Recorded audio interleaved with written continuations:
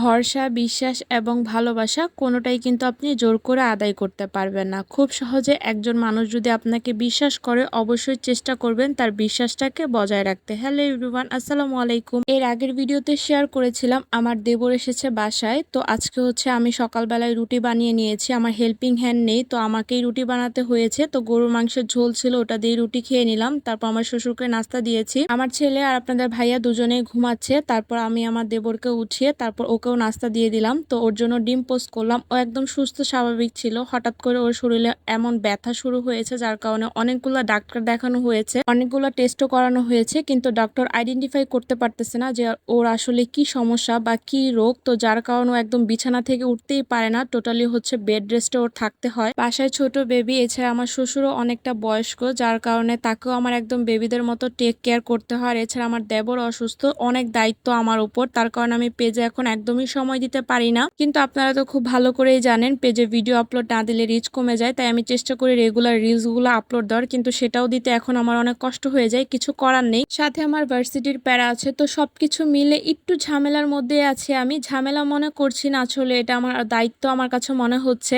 সকালবেলায় সবাইকে খাওয়ানোর পর সায়ানকে টিভি দেখতে দিয়েছি। তারপর আমার শ্বশুরও আছে ওর পাশে। আমার শ্বশুর কিন্তু আমাকে যথেষ্ট পরিমাণ হেল্প করে বেবি রাখার বিষয় বা সবকিছুতে। সাথে আমার হাজবেন্ডের সাপোর্ট তো আছেই, উনি সাপোর্ট না করলে আসলে আমি ভিডিও দূরের কথা, আমি ভার্সিটি কোনো কিছু ঠিক মতো করতে পারতাম না। উনি আমাকে যথেষ্ট পরিমাণ হেল্প করে এবং আমাকে সাপোর্টও করে। শ্বশুর বাড়ির সব থেকে ভালো বউ আমি বলতে পারবো, খুব গর্ববোধ করে, কারণ সবাই আমাকে ভালোবাসে। ভালোবাসাটা কিন্তু এমনি এমনি আসেনি, ভরসাটাও কিন্তু এমনি এমনি আসেনি। আমি সেই জায়গাটা আদায় করে নিয়েছি বা জায়গাটা তৈরি করে নিয়েছি। শ্বশুর বাড়িতে কিন্তু কেউ আপনাকে জায়গা করে দিবে না, নিজের জায়গা নিজেকেই করে নিতে হবে। এছাড়া আমার শ্বশুর আমাকে যথেষ্ট পরিমাণ ভালোবাসে। উনার মেয়ের বাসায় উনি যতটা কমফোর্ট ফিল না করে, এই বাসায় সে ততটা কমফোর্ট ফিল করে, যার কারণে সে কিন্তু অন্য কোথাও যেতে চায় না। আজকে ঝাল ঝাল করে মুরগি রান্না করেছিলাম, লেবু টমেটো দিয়ে একটা হাতে মেখে সালাদ করেছিলাম, ঢেঁড়স ভাজি, করলা ভাজি আর মাছের তরকারি ছিল, সেটাও নিয়েছি। মুরগির মাংস নিইনি, গরু মাংস নিয়েছিলাম। তারপর সবার জন্য একটু বিকালে